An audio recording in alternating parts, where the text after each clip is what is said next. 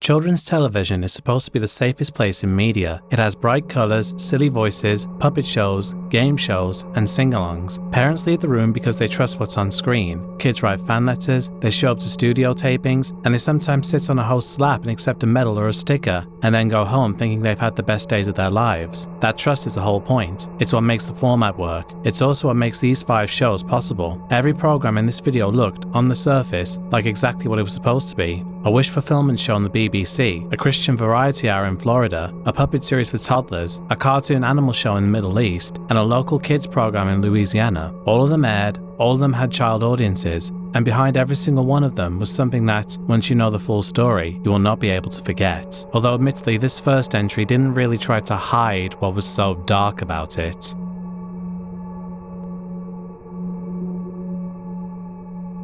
والذي نضع وإياكم حجر الأساس لقيادة العالم بقيادة إسلامية. ونذكركم أننا نحن العظماء انطلقنا في هذا البرنامج لنقود هذا العالم، وستكون النوى بإذن الله تعالى من هنا من فلسطين. فلسطين يا سراء، من أين بالضبط؟ من غزة؟ أم من القدس؟ أم من رام الله؟ أم من كل فلسطين؟ نعم، من كل فلسطين.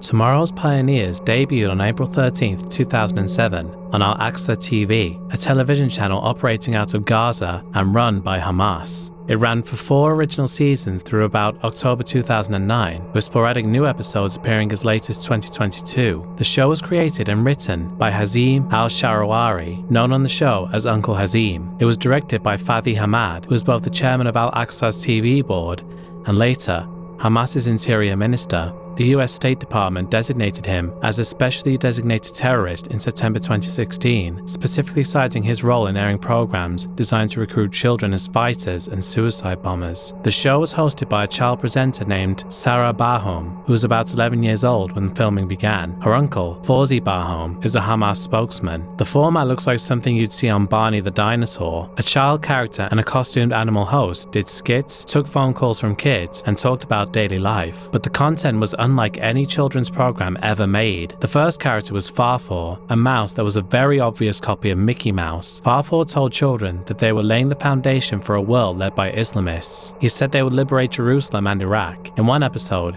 he simulated firing an AK-47 while a child sang about the weapon.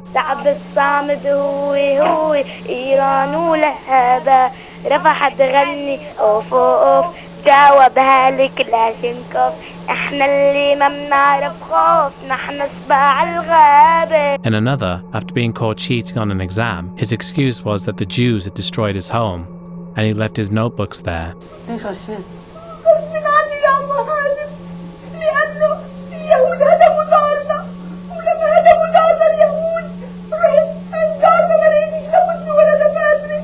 On June 29, 2007, Farfor was beaten to death on screen by an actor playing an Israeli official who was demanding he hand over land documents. Sarah, the child host, then declared that Farfor had been martyred defending his land.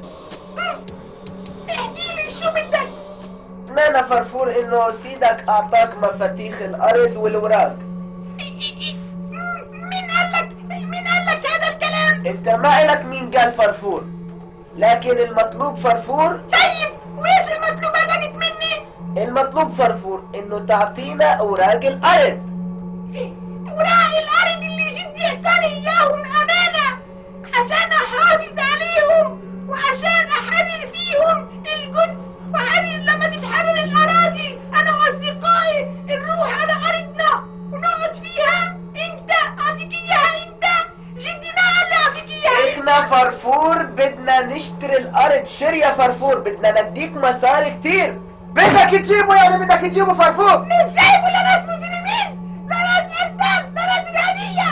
احنا انبال، احنا ارهابيه فرفور. خد خد خد خد خد خد خد خد. لقد استشهد فرفور وهو يدافع عن أرضه، يدافع عن أرض آبائه وأجداده. استشهد على أيدي المجرمين القتلة، قتلة الأطفال الأبرياء.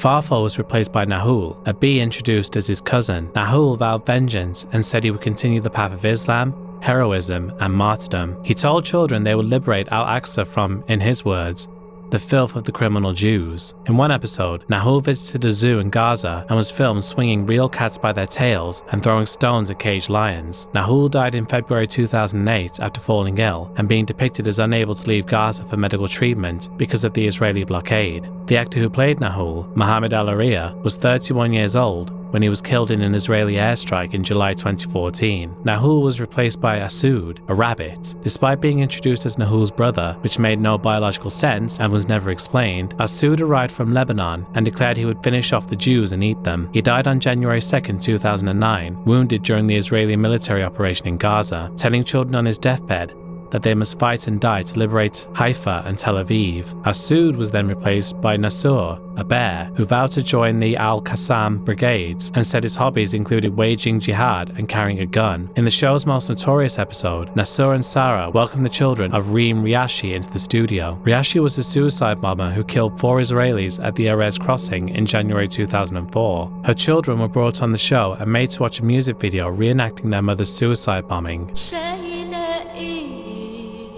بين أحضانك يا ماما مكاني لعبة ليا أو هدية جايبها لي طب ارجعي يا ماما أوام كنت شايلة ما بين ايديكي لغم مكاني دلوقتي بس عرفت ايه كان أغلى مني. Nasur was the only character who was never killed off. Palestinian Media Watch first flagged the show internationally in April 2007. Disney CEO Robert Iger commented that Disney was appalled by the use of their characters to spread that kind of message. Walt Disney's daughter, Diane Disney Miller, told an Israeli newspaper that what they were dealing with was pure evil. Her comments reportedly prompted the show's creators to kill off Farfo in the martyrdom scene. The US House of Representatives submitted a resolution formally condemning Hamas's use of children's television to promote hatred and violence. Israel bombed Al-Aqsa's TV headquarters in 2008, again in 2014, and again in 2018, and designated the station a terrorist organization in 2019. There was a notable translation controversy. CNN's Arabic department found the memories widely shared translation of the show contained errors and undue emphasis, including attributing a character's words to a child and translating, quote, "we want to resist" as "we want to fight." Those disputes didn't change the fundamental nature of what the show was doing, which its own creators openly defended. After the October 7, 2023 attacks, commentators pointed out that children who watched Tomorrow's Pioneers in 2007 would have been of fighting age by 2023, meaning that many of them will have grown up and did exactly what these characters told them to do.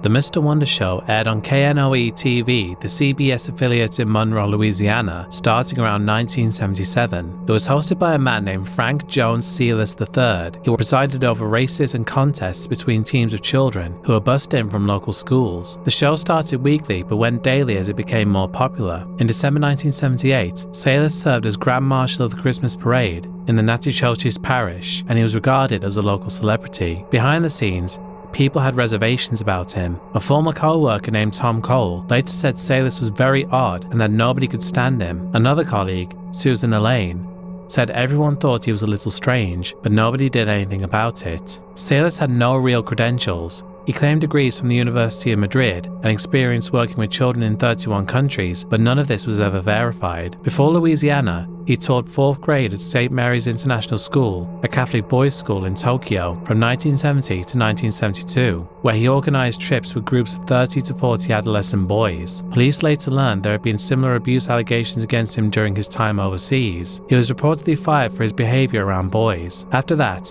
he was a principal of a Catholic school at an Indian mission in New Mexico. The station owner at KNOE hired him after meeting him on a plane. No background check was done. Sealis initially worked as a news anchor, but viewers flooded the station with complaints about his delivery, so they moved him to children's programming instead. Using his Mr. Wonder persona, Sealis promoted what he called camping weekends with Mr. Wonder on air. These were trips for boys between 5 and 15 years old. The station didn't sponsor them, but let him advertise during his show. On a camping trip from June 1st to June 3rd, 1979, at a site near Valentine Lake in Kissichee National Forest, Salis abused at least 7 boys. When the children went home, several told their parents. One victim was hospitalized. Detectives from the Rapids Parish Sheriff's Office secured warrants for 2 counts of obscene behavior with a juvenile. When they arrived at his home, his wife told them he fled the area. His car turned up the next day in a Dallas suburb. Salis had escaped to Rio de Janeiro. He came back to the United States in the early 1980s. Over the following decades, he lived in Connecticut,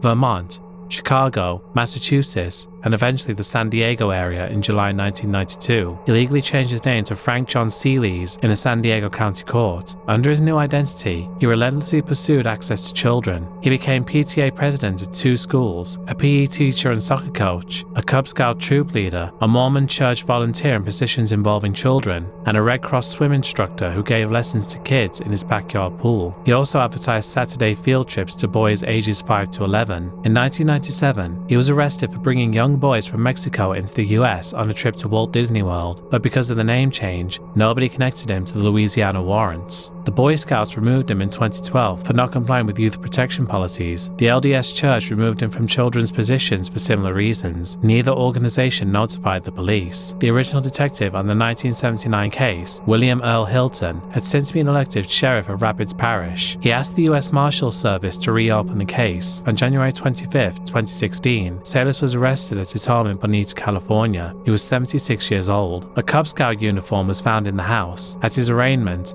he told the judge they had the wrong guy. A grand jury indicted him on 2 counts of aggravated 3 counts of battery and 8 counts of indecent behavior with a juvenile, plus 70 additional years. In January 2018, at 78, he took a plea deal. He pleaded guilty to 1 felony count of indecent behavior with a juvenile and received 5 years of hard labor, the maximum under 1979 sentencing guidelines. His defense attorney called it a no-brainer given the alternative. After release, Salis faced federal charges for lying on a passport application. He was arrested 3 more times for parole violations, including one instance where his GPS tracker showed he'd gone to a residence where he was denied entry because children lived there. His phone contained multiple pictures of unknown children. His parole officer classified his adjustment as poor and said he appeared unwilling to follow his conditions of release. Frank John Salis III died in 2021 at roughly 82 years old, having evaded minimal justice for over 4 decades. After the arrest was made, Sheriff Hilton said, "If there was a definition of a sexual predator, this is one. We never forget our victims."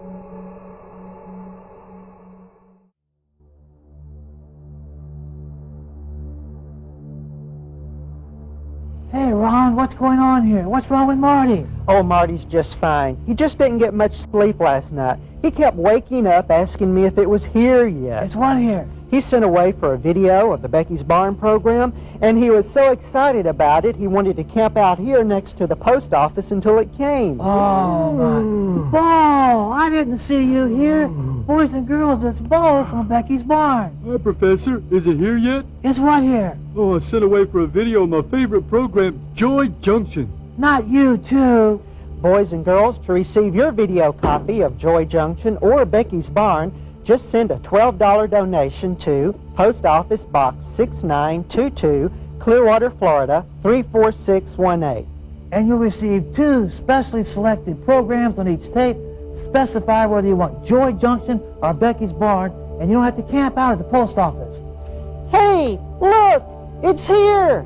Joy Junction premiered on November 10, 1979 on WCLF Channel 22 in Clearwater, Florida. It was produced by the Christian Television Network, founded by a local electrical contractor named Bob DeAndrea. The show ran for about 25 years until about 2005, when it was quietly pulled off the air with no explanation. At its peak, it aired nationally on the Trinity Broadcasting Network, FamilyNet, and other Christian stations across the country. The format was a Christian children's variety and game show. A live studio audience of kids was split into red and blue teams for games, refereed by the host, a man called Don McAllister, who played a character called Sheriff Don. Each episode had comedy skits, puppetry, art segments, Bible verse readings, and moral lessons. By 1987, the show was receiving over 2,000 letters a month, and it won an Angel Award in 1982 from the International Christian Visual Media Association. The cast included Forrest Padley as Professor Clodhopper, David Brantley as Whitler Dan, and a man named Ronald William Brown, who appeared as Ron, performing a ventriloquist act with a boy puppet called Marty. In their segments together, Marty would bring up childhood problems like peer pressure and bullying, and Ron would give Christian-themed advice. In Philippians 2:3, be humble, thinking of others as better than yourself. You know, you can never make fun of someone if you think that much of them, could you? Oh, that's for sure, Right. Professor Clodhopper. Well, I did make fun of someone once that I remember, Professor. Really? Oh, really, Marty? Well, I'm sorry to hear that. What happened? Well, there was this little kid, and he lives down the street from me, and I always thought that he looked, well, sort of different. What do you mean he looked sort of different, Marty? He was always wearing these real dark glasses, and when he walked down the road, he had this big dog in a harness that showed him where to go. Oh, Marty, from what you've described, it sounds to me like he was blind. I hope you didn't say anything to him. Oh, no, I didn't do that. But one day I was out in the yard playing with my friend Scott, and that kid, the one with the glasses, you know? He started walking down the road, and I turned over to Scott, and I said, hey, Scott, look at this kid coming down the road. Oh, no, I hope he didn't hear you, Marty. No, he didn't, but Scott said, Marty, you shouldn't say that. That's Calvin, and he's a good friend of mine. Let's go over and talk to him. I asked Calvin to forgive me. And what did he say, Marty? He said, well, Marty, that's okay. That happens sometimes. And you know what else he said? He said, since I lost my eyesight a few years ago, God has given me a new kind of sight. A new kind of sight? What did he mean by that, Marty? He said, since I can't see, I try to look at what folks are like on the inside. Oh, I think I see what he's saying. You know, Marty, that reminds me of a verse in the Bible found in 1 Samuel 16:7. And it says, man looketh on the outward appearance, but the Lord looketh at the heart. And that's what really counts, Ron. There were also a couple of times where Ron and Marty would talk about pornography and dirty thoughts. You know, we need to be very careful about what we put in our minds and our hearts, Marty. That's for sure. You know, putting bad thoughts in our mind and our heart would almost be like canning rotten peaches. Yuck! Who would want to eat rotten peaches? Well, I know I wouldn't, that's for sure. But that's exactly what I'm talking about, Marty. You know, there's a kid at school and he's always using dirty words and telling dirty jokes. Well, Marty, we know what he's putting into his mind and his heart, don't we? Because that's what's coming out. It sure is. Well, they said, Marty, come over here and take a look at our pictures. So I walked on over there and I took a look. And do you know what it was? What was it, Marty? Well, it was in Arizona, I'll tell you that right now. Ron, they were looking at some dirty pictures and they wanted me to look too. Well, Marty, what did you do? Well, I said, look, guys, I like you a lot and I want to play with you, but I can't look at those pictures. I just can't do it. You know, that kind of reminds me of a verse I'm thinking of in the Bible that's found in 2 Timothy 2:22. And it says that you should run away from anything that will give you evil thoughts. And as your companions, you should have friends who have pure and clean thoughts and will only give you good ideas. Ronald William Brown lived alone in a mobile home park in Largo, Florida. Outside of Joy Junction, he ran a business called Puppet Plus and volunteered in youth ministry at Gulf Coast Church, where he drove children to church in a van and held weekly pizza parties for neighborhood kids at his home. He performed for the Tampa Bay Rays, local schools, and Jewish family services. The first sign of trouble surrounding him came in 1998, when a sheriff's deputy pulled Brown over for a traffic violation and found boys' underwear in the front seat. At his home, they found a blow-up doll dressed in children's clothes. Brown said that the items were for puppet shows, and no charges were filed. His crimes came to light through Operation Halitna, a massive international child pornography investigation led by U.S. Immigration and Customs Enforcement. The operation had traced a global network from a Massachusetts hotel manager to a Dutch daycare worker who had assaulted 87 children, and then to a man in Kansas named Michael Arnett. On Arnett's computers,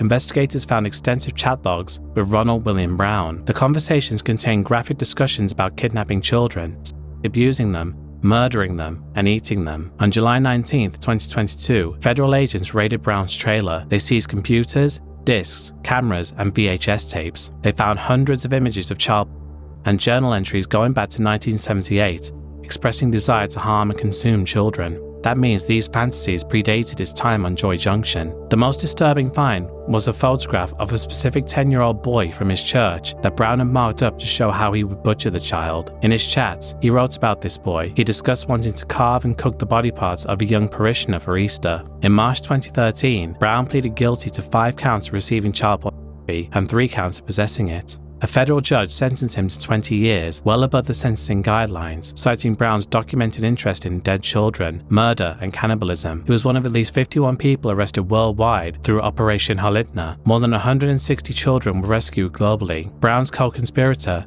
Jeffrey Portway of Massachusetts, who had built a dungeon in his basement designed to hold children, received 27 years. An ICE spokesman said it was the most gruesome case he'd ever seen at the agency. Brown died in federal prison on August 5, 2020 at 65 from motor neuron disease. After the arrest, the networks that had aired Joy Junction reportedly destroyed their copies and refused to acknowledge the show ever existed. Today, fewer than 39 episodes have surfaced, mostly from VHS recordings. The show exists almost entirely as lost media, and you can't really blame the networks for wanting to forget that they once had such a demonic human being on their channels.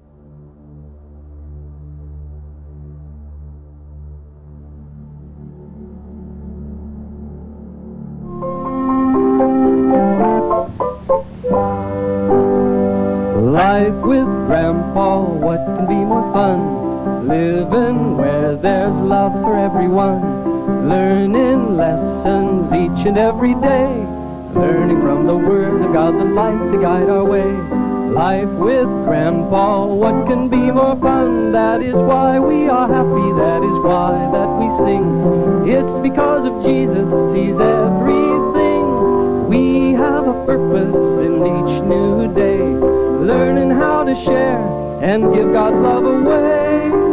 Life with Grandpa, what could be more fun? Living where there's love for everyone, learning lessons each and every day, learning from the Word of God, the light to guide our way. Life with Grandpa, won't you come along?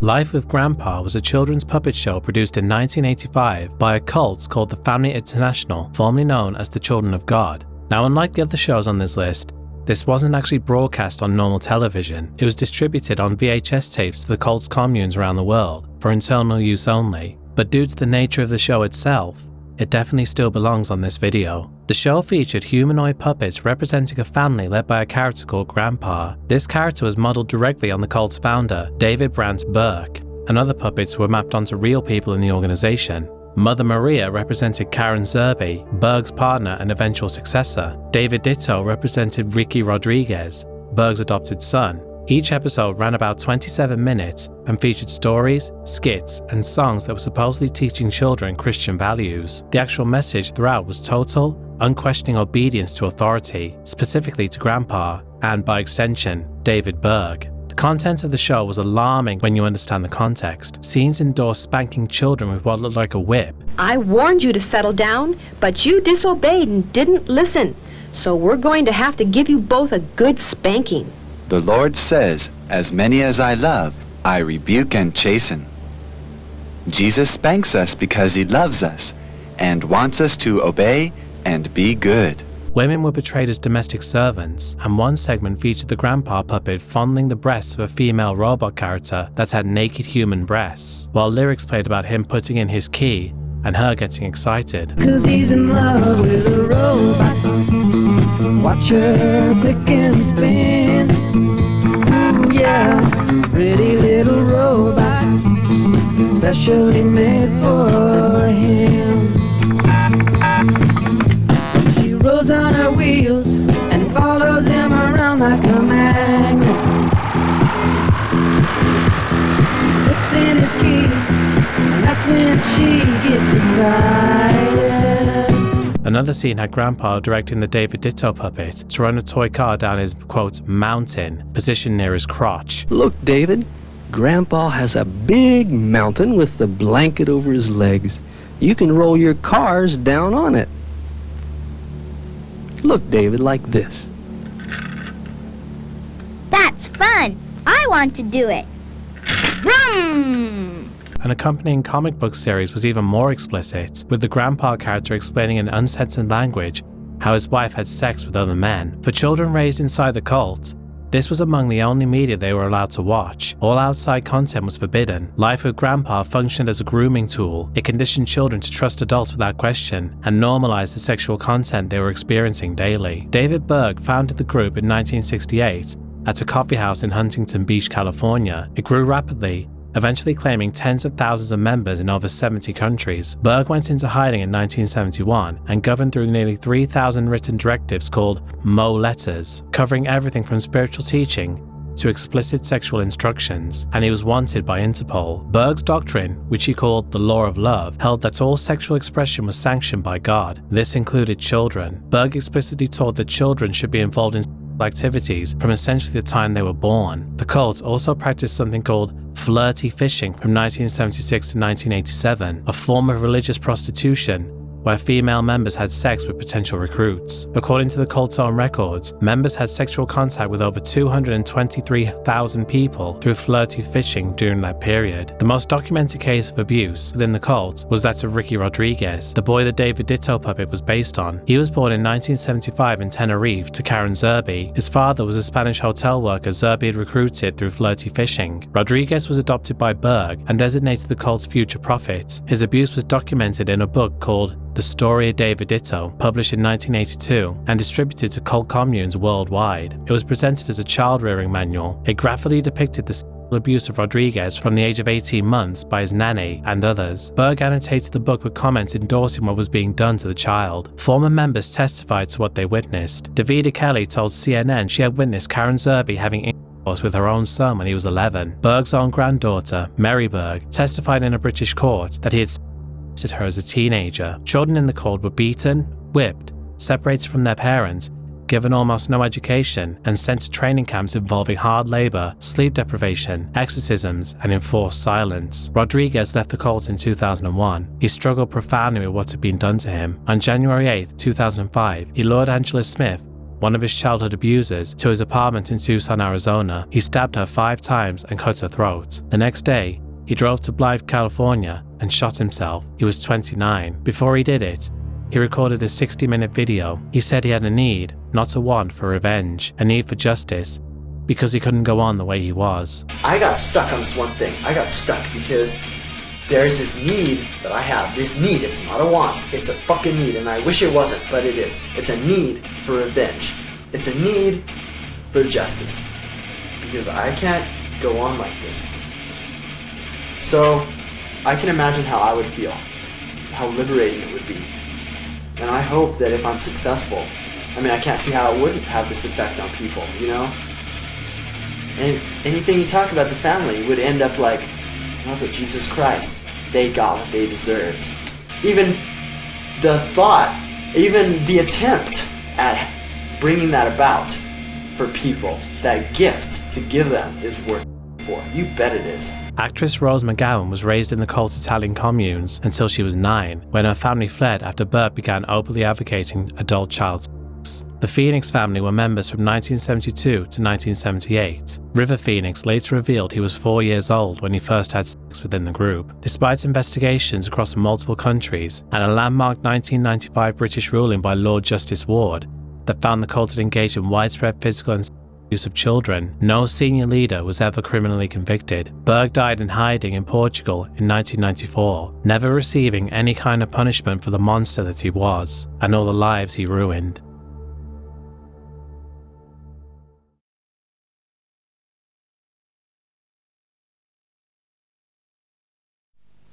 Hello there, welcome to some more Super Jimmel Fix-Its.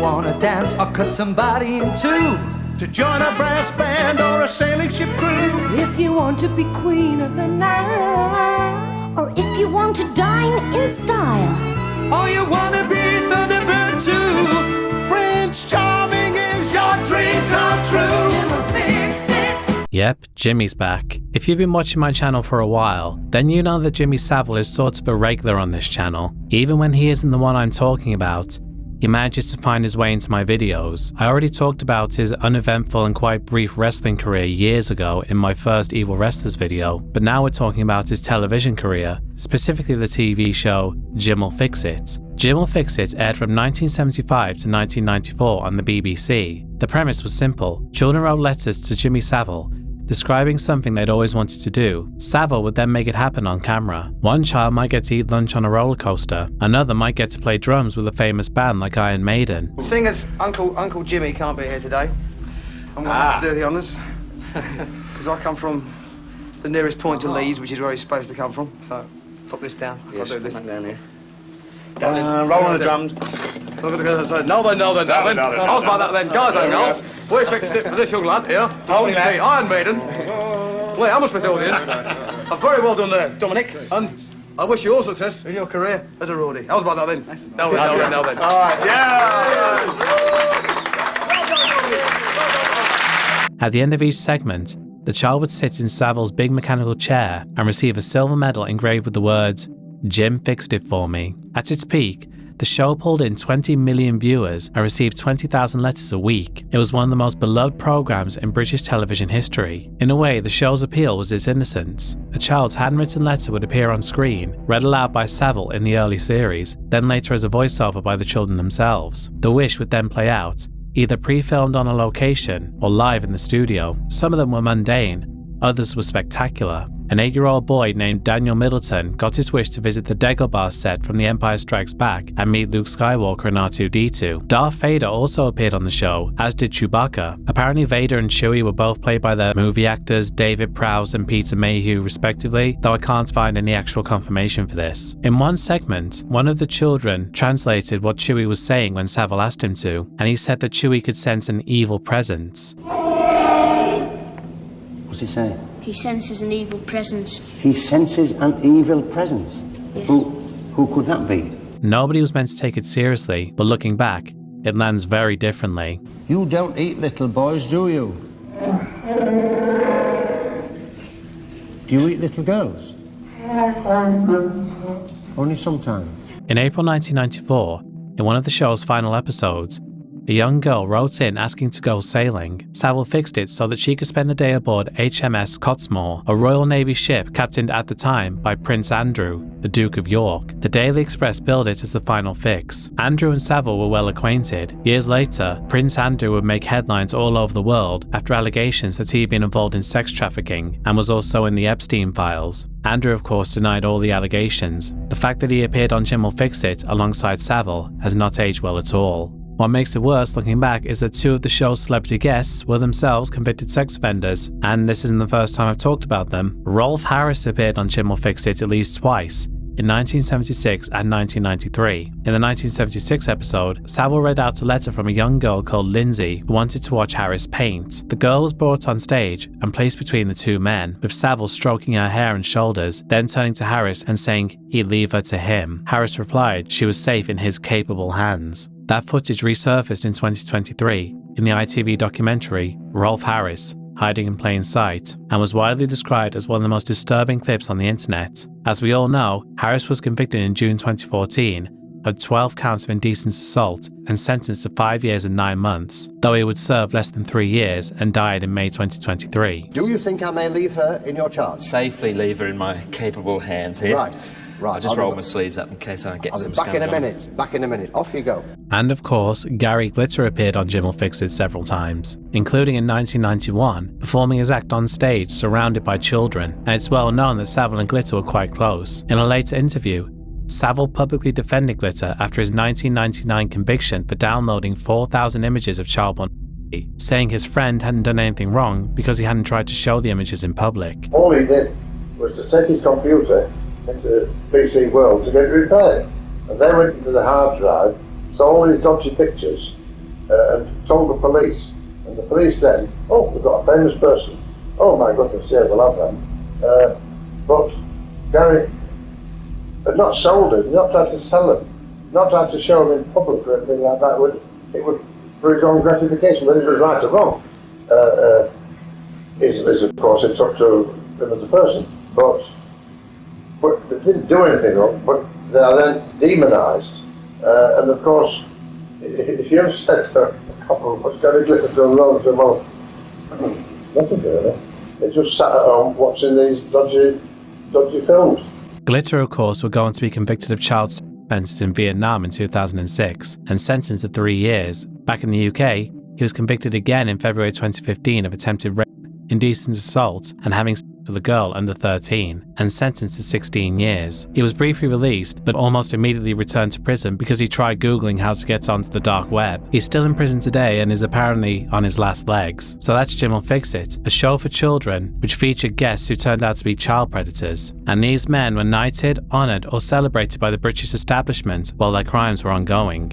Savile was one of the most recognisable faces in Britain. He raised roughly £40 million for charity and cultivated close relationships with hospitals, children's homes, and even Broadmoor Psychiatric Facility, where he was given his own set of rooms. He was knighted in 1990 and even received a papal knighthood from John Paul II. Margaret Thatcher had apparently pushed for his knighthood 4 separate times. Senior civil servants resisted, citing worries about what they called unfortunate revelations, though she pushed through it anyway. Savile died on October 29, 2018.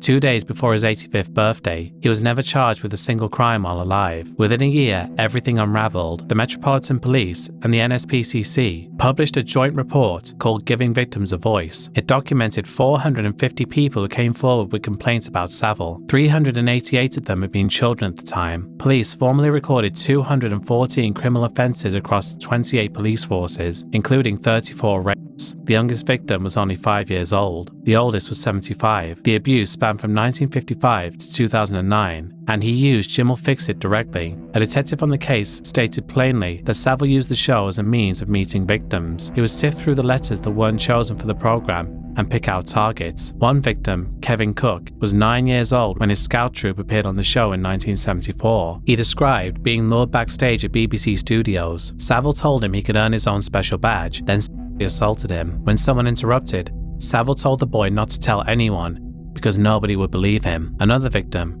Karen Ward, said promised her a TV appearance in exchange for sexual acts. The Dame Janet Smith review, published in 2016, found that Savile had sexually abused 72 people and raped 8 in connection with BBC activities alone. The report said it happened at virtually every BBC premise where he worked. Police have received intelligence about Savile going back to 1963. He was investigated in the 80s, in 2003, in 2007, and 2008. None led to charges. At least 7 separate allegations were never connected to the same person. Right after Savile died, 2 BBC Newsnight journalists started investigating. They interviewed victims on camera, and they had strong evidence. The report was scheduled to air in December 2011, but the editor killed it. Over Christmas, the BBC broadcasted 2 tribute programs to Savile instead. One of the journalists later said the BBC's public statements about why the story was dropped were very misleading. The truth finally broke out in October 2012 when ITV aired an exposé called Exposure: The Other Side of Jimmy Savile. Within a week, 13 police forces had received new allegations. The Metropolitan Police launched Operation U-Tree, which eventually led to 19 arrests and 7 convictions. The BBC's Director General resigned after just 54 days in the job. An internal review found the BBC was, in their own words, completely incapable of dealing with the scandal. All episodes of Jim Will Fix It were permanently pulled. Savile's headstone was removed, his charities have been shut down, and his cottage in Scarborough has been demolished. Jim Will Fix It's producer, Roger Ordish, revealed something that takes on a different weight now. Savile once told him openly, "I hate children." Something tells me that even though this is only the latest in a series of times where Jimmy has showed up on my channel, it somehow still won't be the last. And that's the end of the video, folks. I'd like to give a big thank you to all of my patrons for all their support, especially those whose names you're seeing on screen now, particularly The Raven Effect 96, Squall and Fury, Stahlsturm, John Aaron Snow, Psychic Perk, Bohag, Peanutman 0724, Vampiric Misfit, Hendrik Fan 5, Sunny Hauser, Bailey Cosmic Black Metal 96, Mimi, Lagged Into Sunlight, KJ Musical, Los Anna, Brandon Field, Helen Korn, Kyle, BAN, Brendan O'Connell, Adam Clayton, Count Lagula, Edward Howard, Danny Jade, Paul Mendoza, Alex Christmas, Bella Schwartz, Belcy Gell, Stimulate, Inquisitor Zarius, and Dick the Cock Johnson and the Woodmaster at WrestleMania X69 or Maybe Not Dude. Thank you very much for watching, and I'll see you all next time. Goodbye.